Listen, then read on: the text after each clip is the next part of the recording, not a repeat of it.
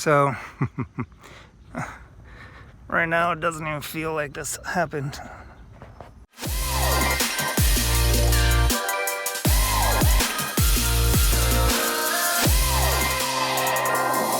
Okay. Yeah. So first, just a little bit of background before we get started. We actually live in the exact same town in South Carolina. We both fly paramotors, both fly the Scout Carbon 185, interestingly enough, and we did not know each other. So that's kind of crazy, I thought, for us to be living in this exact same town, both fly paramotors, and not have met. But actually the first time we spoke was when you had crashed. You reached out to me via Instagram, and just kind of asked about the crash. And actually prior to that, someone had sent me the video, because it made the news right away, and asked if I knew who you were, and I figured I must know. I know everyone who flies paramotors around here, and I didn't know you. So we started talking. After you showed me that video, I went kind of crazy looking at all the weather, thinking, what the hell happened? It was so crazy. Just the wind collapsing like it did. And I went to fly maybe a week later, and that's all I could think about was before I launched was, is it the exact same as that day? Am I sure it's not the exact same as that day? And I couldn't get out of my mind. And then I reached out to you, and I was like, dude, I got to talk to you about this. So that's kind of how we got here. So I think what we want to get out of this, or you and I want to get out of this, is kind of just a lessons learned. So talk about the crash, the conditions that day, your thoughts that day, the crash itself, and then I guess looking back, what you could have done, if anything, differently to prevent that. I guess I should have introduced you first. You're Andy Bean. And so I guess we'll just go into it. Tell us a little bit about yourself. Or how long have you been flying paramotors for? Well, I haven't been flying paramotors that long. This time last year, I've barely even heard of what they were, was out in Oklahoma with a buddy, Ryan, and he was telling me, hey man, have you heard of these paramotors? And we should check it out. And I was instantly hooked. I was like, this thing looks incredible. So within a few days, I already had gear purchased. So the challenge then was finding training. Things are pretty backed up in the States. And we actually found a training opportunity in the spring of this year to go out and train with Scout paramotors with Miroslav in Italy. So my buddy and I flew out to Italy, and we spent about a month. First starting on the beach, learned to kite the wing, all that kind of stuff, and then eventually finished training. And then we did one of Scout's adventure trips in Italy, and it was incredible. You're showing me pictures of that. Amazing. My buddy Ryan's from here, so we got back here. We've been flying around, and then I had a crash. So yeah, you can see I'm wearing a neck brace and a back brace, and like you mentioned earlier, the reason I'm kind of doing this interview, crashes are always kind of interesting, and there's other guys who can glean from lessons learned. I don't know, there probably are some good lessons learned, but we can kind of go over those details. And my goal is, hey, maybe there's someone out there who can see this and maybe have some ideas in their head or get some takeaways that's going to help them remain safe while they go fly. So, absolutely. Yeah. Okay. And we were talking before a little bit. I met you last week. Actually, we kind of went over some of this stuff. But this is not your only aviation experience, right? You have quite a background. Yeah, I've been flying professionally for the military for 15, 16 years now, and then I've been flying also for the airlines for a few years, and then my aviation time goes back even longer than that. So I've been flying airplanes, since I was a kid. So, so then getting into it, that's one of the things that really excited me about this paramotor is another aspect, another slice of the pie of aviation that when you do a lot of this professionally, it's work, and so it takes some of the fun out of it. And so this was a way to get back that just purely recreational freedom sense of flying that I remember having, in the beginning. So that's what's exciting about it. Yeah. Cool. All right, so just take us back to that day. We talked before. You said that this was a morning flight. And you guys had tried to fly the day before, right? Yeah, so my buddy Ryan and I, he's another pilot. we actually don't get a lot of opportunity to go fly because we're both somewhere around the world flying jets usually. So then when we have time in the same city and we both have our paramotors, we're usually going to go try and fly somewhere. So we haven't flown in a little bit, probably been a few weeks, and we were going to go do an evening flight, and we're checking through the weather, and it just didn't look great. The winds were high to gusting high, and kind of agonized over it a little bit. I think maybe it'll calm down. We had that real urge to go fly, but finally we said, hey, let's not fly tonight. It's actually looking a lot better in the morning. Let's just get up super early, and we'll get that sunrise flight in, and it's supposed to be calm. So we went to bed. We got up. It was dark. Having our coffee, riding out. We actually went up to Monk's Corner. Got there as the sun's coming up, and it was calm. I checked the weather in the morning just for the airport. Surface weather was calm. I looked up at the treetops. Treetops weren't moving. I was like, great. Did a forward launch. It was awesome. I actually took a successful first forward launch attempt. Sometimes it takes a while. Yeah, those no-win launches. Yeah. Been there. So I had a nice forward launch. Took off. I was the first one up, and just kind of started circling around, waiting for my buddy Ryan. As I did, I got to about 300 feet or so and hit a significant wind. Not like a gust, but just a nice steady wind. I just noticed my ground speed, my feet tracking over the ground, just come to a significant, almost stop. And you can feel that hit your glider. So I was like, whoa. But it was smooth, just steady wind. And I radioed to my buddy, hey man, there's actually quite a bit of just steady wind up here at 300 feet. And that was it. That's kind of all it we covered. And I hadn't checked weather from the surface on up that morning. But we had seen a lot of wind flying in Italy. We had seen bumps before. This really wasn't bumpy per se. It was about 6:45 in the morning when we launched. Out of curiosity, what weather apps do you check? I check Windy is the main one I use. Yeah, that's what I use. So there's a couple other just aviation ones I can look at. Just aviation weather sources. But Windy for the paramotors. Yeah, that's what I use for my wings aloft too. I check usually surface 330 and then 2000. Exactly. Yeah. But so that morning I had only checked surface winds. Okay. So one of the things to take away from that. And then climbing up, when I slowed into that headwind, I remember turning downwind, and it's fun. You zip across the ground on downwind and make your turn back. But anyways, there was a little something in the back of my mind saying, hey, this is not what you expected today. It's super early in the morning. It's a lot windier. And that's kind of all I thought. Like, oh well. Anyways, my buddy gets up and we start turning out. We're going to go out to the lake and go fly. So, as we're heading out to the lake, there's a couple bumps, but it's really just kind of windy flight. And I'm flying probably right at that 300-foot mark, which is probably going to be another takeaway. Flying higher, flying lower, but I'm kind of stuck in this no man's land at 300 foot. But that's where I enjoyed flying. I enjoyed flying. And at the altitude that you were flying, was it smooth? Did It you get was through that layer. Or? It was consistent wind, but mostly smooth. I would say. Yeah. So because of that, in my manual, to cut through some wind, if it's not turbulent, it says to release some of the trims out. I didn't release the trims out all the way. I released trims half. And I'm trying to actively fly, but the wing's not moving around too much. It's just kind of cutting through the wind, and I've done this many times before. You fly a Sky Flux? I fly a Sky Flux, which is probably equivalent to a B-rated wing. It's a beginner to an intermediate wing. So. Okay. What size wing? It's about 25 meter wing. So, yeah. And I'm right in the weight range on it, and the wing's been good. So. I'll pause while this guy... I don't know if it's picking up or not. All right, yeah, let's see it. So, I'll be able to be like right here if it's I'll just put a thing at the bottom that says, don't mind the leaf blower. Don't mind the leaf blower. So anyways, we're flying along, we're heading out to the lake, and we had really just gotten started on this flight. We've probably been flying no more than 10, 15 minutes. The sun's still low on the horizon. It's coolish, for South Carolina summer morning. It's still pretty warm.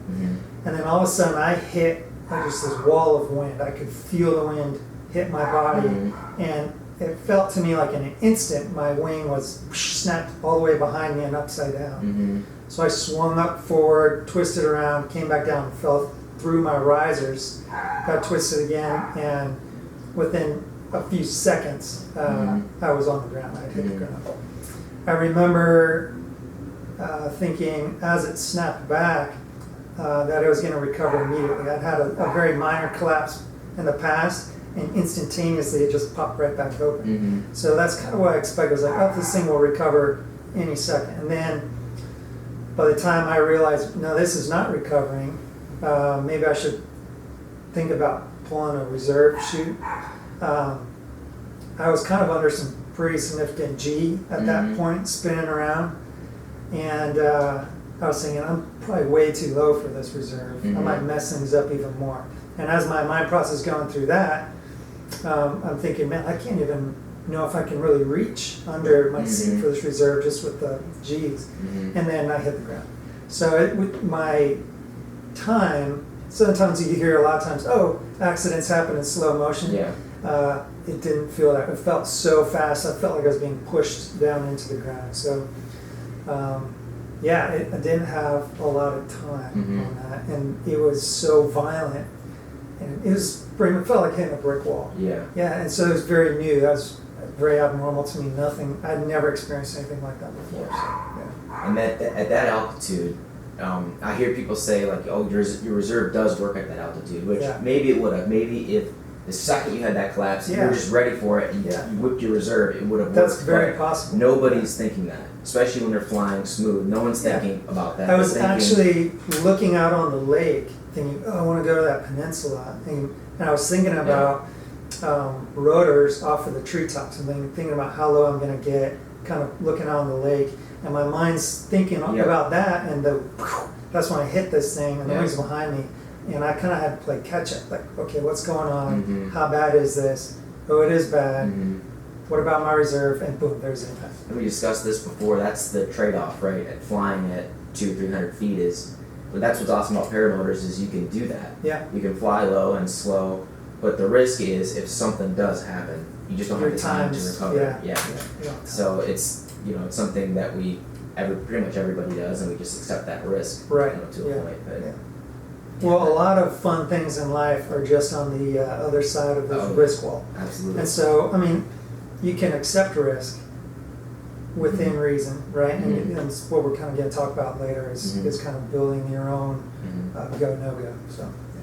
Yeah, another thing I just want to mention for people that don't fly if they're watching this, the fact that you said you felt the wind hit you is something I've never experienced when I'm flying a paramotor. Because when those that don't know, a paramotor is open, so you have a constant headwind. You feel 25, 30 miles an hour headwind the whole time you're flying. No matter what the wind is doing, the wing is always, the airspeed of the wing is always 30 miles an hour, or whatever it is. Yeah. And so you don't feel changes in wind. So for you to feel a change in the wind, I mean, whatever you hit, we saw the video, but whatever you hit had to be just so gnarly. Yeah, there's definitely a shear of wind going on right now. And it looked like it was going down.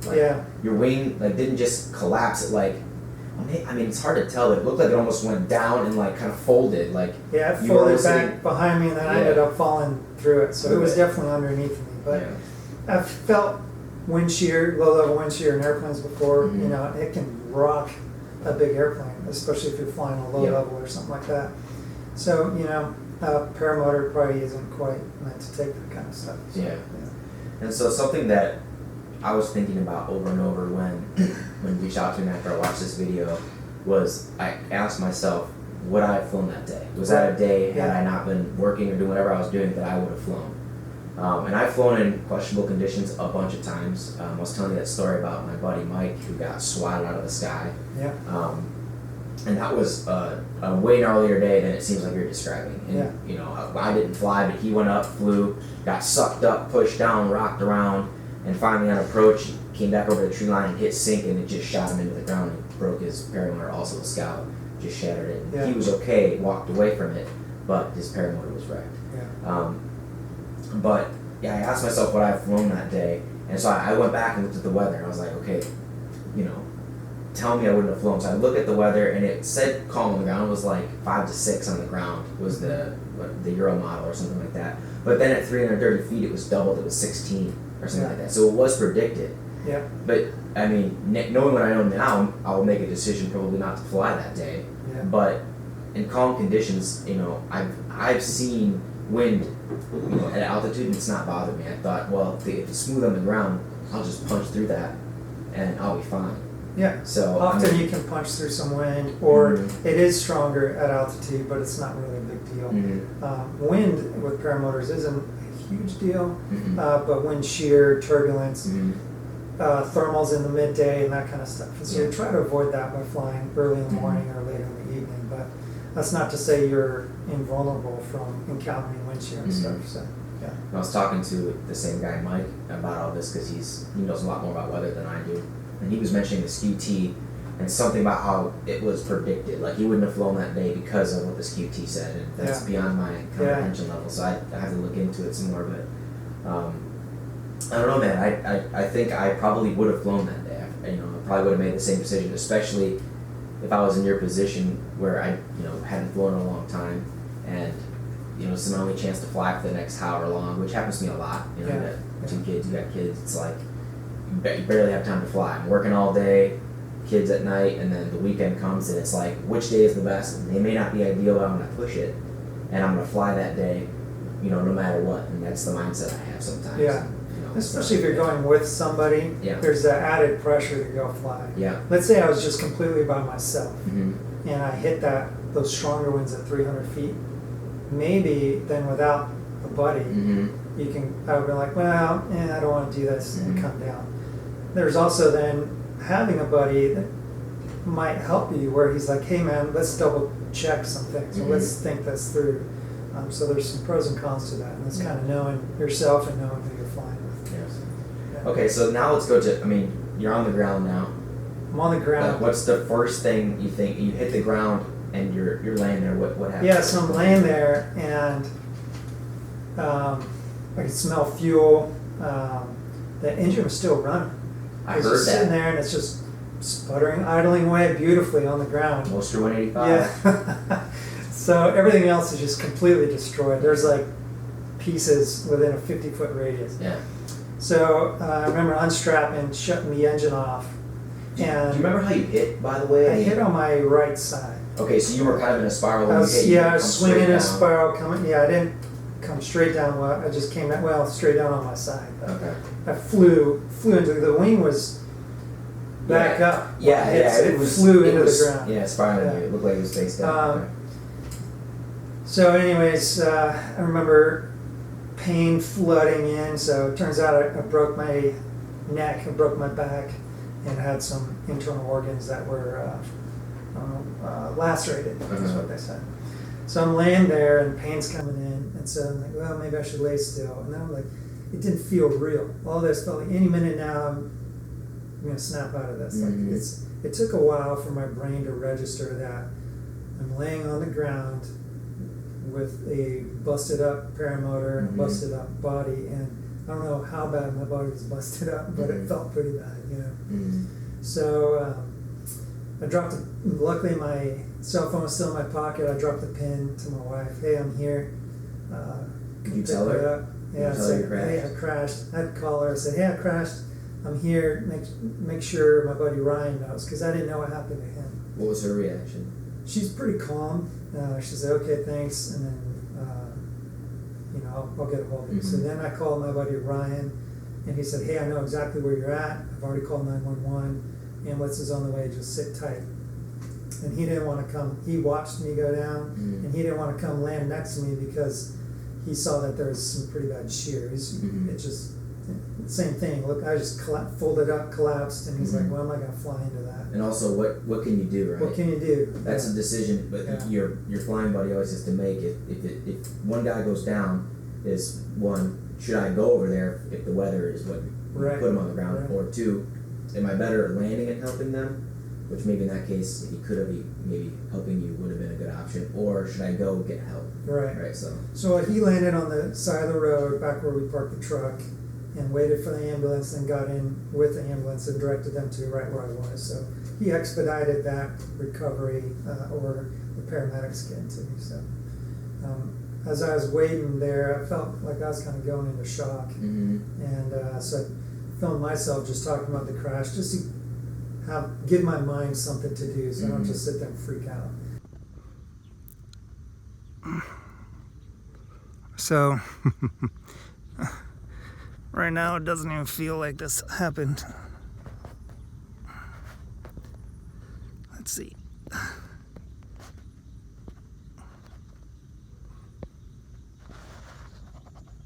There's a helmet that came off.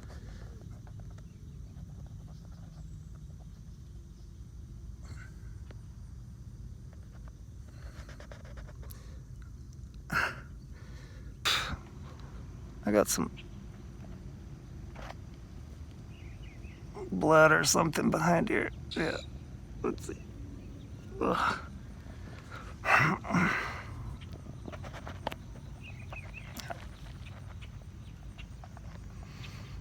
How sad.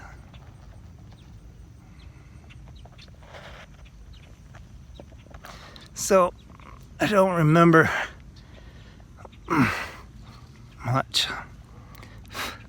I think everything on my wing got twisted completely around. And I think I remember everything being twisted, like the wing all of a sudden just like folded in half. And I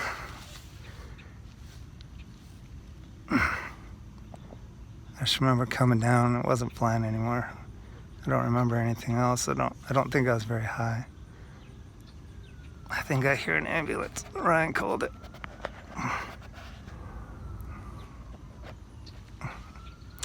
Luckily I landed in a field and not a house or something, or the water.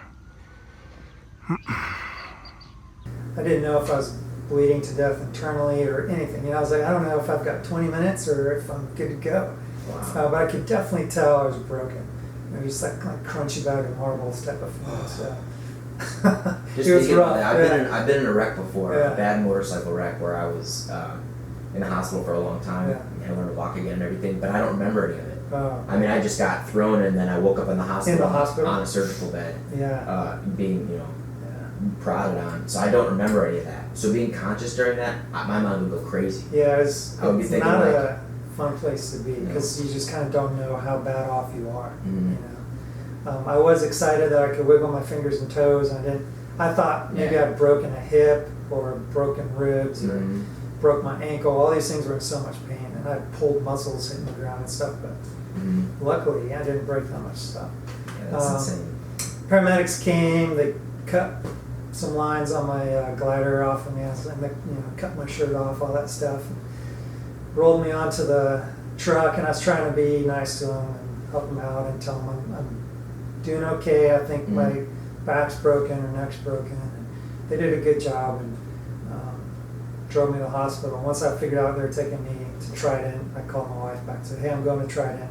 And she actually beat me there. And they're all there waiting for me. So ended up being in the hospital for quite a while, getting surgery. Got surgery done on my neck. And then you can see me here now, neck brace, back brace. But I've been recovering incredibly well. And how long has it been? It's almost been a month. So what day is it? 23rd? Yeah. And I crashed on the 25th. Wow. So I'm just, you can call it a month out from the And you're going to make crash. Yeah, so they said, dude, you should have been dead or paralyzed, and you're not, and we actually expect you to make a recovery without any limitations. So I'm hoping for that, I feel like that's going to happen. Yeah. It just takes a little bit of patience. Are you going to fly again? Yeah. Okay, that's how you I actually get a lot of people ask me that. At this point, that's my plan. Yeah. It's a good sport. It's kind of a freak accident. It's not something that people don't get swatted out of the sky that much. And there are a couple things that maybe I could have looked at to prevent that. And we can go into some of those, maybe some lessons learned or some takeaways, or at least things that have come to my mind that might not have helped on that day, but some things I'm going to keep in my bag of experience now to help me with flights in the future. So I can tell you with future flights, it's going to be in butter smooth air for a good portion of the time. And it's a great sport. Mountain climbers get injured and still go mountain climbing. Snowboarding guys get hurt, still go snowboarding. I don't think this is I'm not gonna stay inside for the rest of my life. So. Yeah, now, so I told you last week that I've crashed before, but it was on launch. Wet wing pulled behind me. Yeah. I don't know if you saw the video or not, but it kind of just smashed me to the ground backwards. Yeah. And the motor was full throttle, so the prop went, the cage flexing the prop, and it went through all the spars and just, I mean, wrecked the Scout, and I had just bought it. And so I was sitting there uninjured thinking, and I was at a fly-in, so I did it in front of everybody in the morning, which is when all the carnage happens at a fly-in. Sure. If you ever go to a fly-in, the best time is to have your coffee and watch everyone launch, because Get a feel for how this day is going to broken go. prop over there, that guy's down, that guy made it up. It's entertaining. But anyway, I was that guy. I crashed, and I look back at that point in my paramotor flying career, and that was the defining moment. That is when I became a much better paramotor pilot.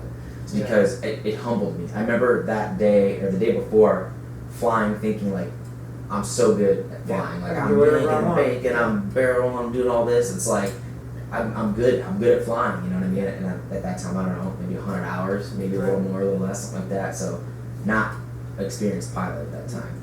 And then I crashed, and it humbled me. It was like, dude, you need to slow down. You're lucky you didn't get hurt. You're lucky it's only a minor. You know, the Scout was totaled, fixed it all, but it was just, you know.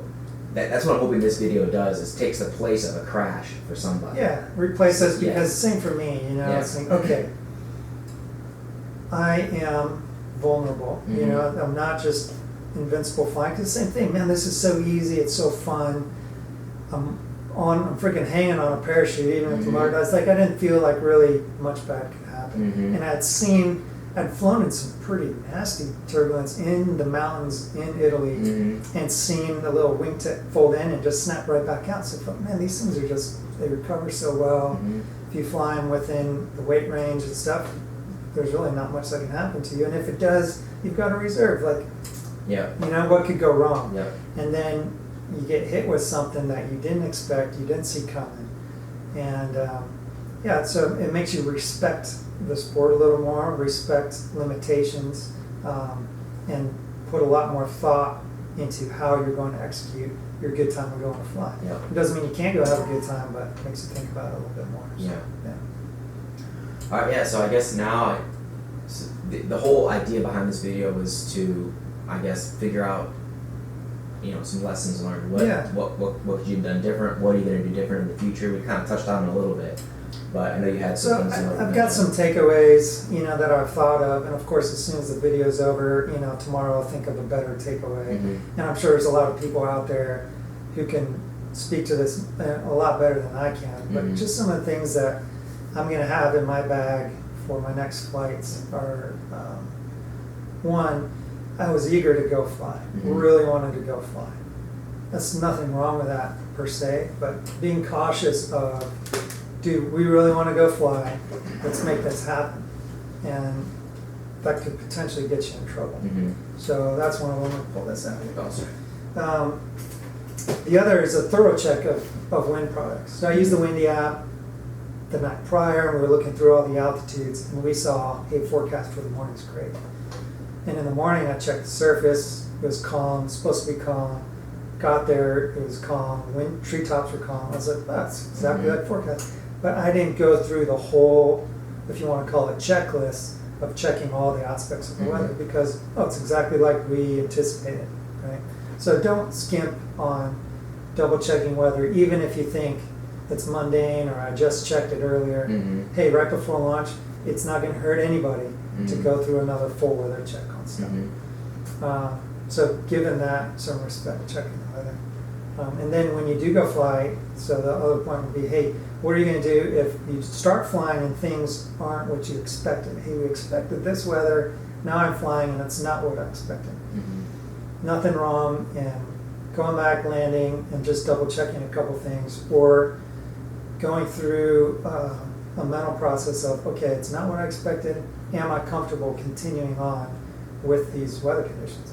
And in my case, you know, I kind of went through that and said, yeah, this isn't anything that I haven't experienced before, but probably should have raised a little bit more of a flag for me that, hey, dude, this is not what you thought you were going to encounter coming to fly. And then knowing your equipment, so every wing's a little different. You've got reflex wings, non-reflex wings. Sometimes you might fly a handful of different wings. So knowing what your manual says about where the trim should be to penetrate headwinds, if it's thermally, where the trim should be, and that is different wing to wing. Oh yeah. You know, some wings have a white Yes. line, the ozone wings have a white line. Mine doesn't have any lines. Mine talks about one trim setting for thermals, you know, if it's bumpy, a different trim setting for penetrating headwind. Reflex wings are different. You want to pressurize that leading edge. So knowing your equipment, and then knowing, you know, are you good active pilot or not so good? Maybe just hold some little constant like brake pressure. Knowing yourself too and your limitations on that, and think of those things ahead of time before you go flying. Hey, if I encounter this, okay, this is where my trim should be. This is how I should be flying the paramotor. And then stay in your comfort zone too. Don't be like, okay, I'm good now. I can fly this into, you know, 30 knot winds and a 100-degree day down a mountain valley. So, and that brings me to the last point. There is setting those kind of personal boundaries ahead of time. So now, as I sit in my office or my living room, I can come up with, okay, if I start reaching these things, like okay, wind speeds or wind gusts, maybe. So that's a differential in speed. If I start getting a gust factor of this much, or you know, after this time of day, I know thermals start, especially in the summer in the south. Hey, after 10 o'clock or 9:30, whatever you want to say, there's just too much potentials for some thermals that might get out of hand. I'm just not going to fly after this time, or I want to make sure I'm landing by this time. So having all these things set ahead of time, so you know, okay, when I hit these. Or whatever you want to call them. Limits. These limits or these things that I've set, I need to be on the ground. I guess something I don't want to discount is that this could just have been a freak accident, right? It could have just been something that no matter how many weather reports you check, no matter how well you know your gear, no matter how good of a pilot you are, you know, it just was going to happen, right? This freak weather incident would have just happened, right? You know, the argument being that you take the best pilot, put them in that exact scenario, on whatever gear, and you know, would they have had the skill, or you know, would skill have played any factor? Because I mean, I remember at one point you were saying that you were pulling brakes, but the lines were slack, so there was nothing you can do, and you fell through the lines, so I mean, it flung you around, so you know. I don't know. Yeah, I don't know what if any wing or any pilot could have handled it once that wing collapsed. Could they have prevented a collapse? You know, I had my trims half out. Maybe they would have had some wherewithal to not do that. It's hard to say. You know, mine says keep them out to cut through some headwind, and I was going through some headwind. So I think maybe some really good pilots might have seen some things weather-wise and stopped flying at a time. But once that collapse hit, man, it's hard to say. It was pretty violent. It was very violent. So, and I've definitely flown in worse stuff than that, and and everything's fine. Everything's been fine. So, that's a fallacy to think that it'll be fine in the future. Yeah, but, exactly. You know, it's crazy. Cool. Well, I mean, hopefully, you know, for the guys out there, keep flying, keep having fun. Think about, hopefully, you know, if you watch this video all the way through, you've thought about some things. Okay, maybe I can incorporate those into my next flying. And talk about it with the guys you fly with. If you're on the same page with some things, it'll just keep you safer. You know, maybe nothing would have happened, everything would have been fine, but you hopefully are operating and flying and having a good time in a little bit safer of a window. So, okay, cool. Last question. Yes. How does flying a paramotor compare to flying jets and the A-10 Warthog and all that kind of stuff? I was talking, I'm an aviation nerd, so like that's like awesome to me, but you know. No, now I'm flying C-17s out here in Charleston, and then I fly the Airbus for Delta. Okay. Lots of different stuff.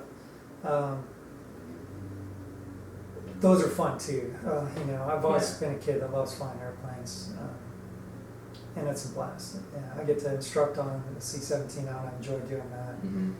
But it's work. Sometimes, you know, work, they take the fun out of it in some ways. And you're not free to go wherever you want. You know, you're not exactly free to go wherever you want in a paramotor either, but much more so. In a paramotor too, you can fly low, which I like flying low, so you're able to see what I'm flying over from a different perspective. And I don't have a panel in front of me, you know, it's my feet swinging out open over whatever I'm flying through. You can look down, there's nothing in front of you, wind's on your face. It's just a different experience. So For me, part of the reason it's maybe more fun in some ways is just that freedom. Or hey, I'm flying for my fun, you know, and the sightseeing is different. Experience is different. Wind on your face, you know. I'm sure guys that fly open air cockpits, you know, can talk about those kind of things as well. So, hey, it's not work, and it's just a different experience. So, Great. yeah. Cool. Well, thanks a lot, man. I appreciate you talking about this, and I really hope that it helps someone out. I hope someone watches this and thinks, you know, maybe I'm at that stage, you know, that 100-hour, 150-hour mark where Feeling pretty good. I'm feeling pretty confident, and maybe you haven't had a crash yet, and maybe you'll never have one, and maybe this is the defining moment where you think, okay, I need to just take a step back and think about it a little bit more. It could happen to anybody, no matter your aviation experience, no matter what, you know.